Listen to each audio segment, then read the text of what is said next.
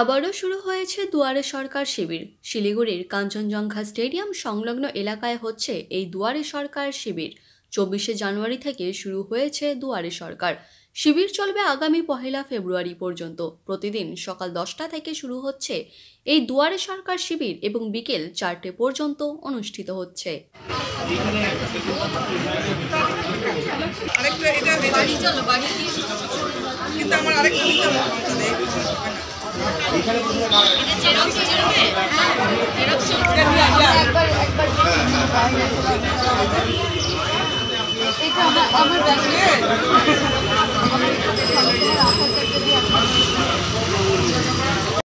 এই ক্যাম্পটা কখন থেকে শুরু হয়েছে? সকালে 24 তারিখ থেকে শুরু হয়েছে 10টার থেকে।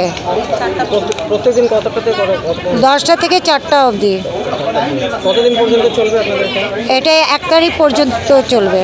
কোন কোন ওয়ার্ডের হচ্ছে? এখানে 15, 6 থেকে 15। এখানে আধার নাম্বার থেকে 15। এখানে আধার নাম্বারটা দিয়ে কেমন আসছে?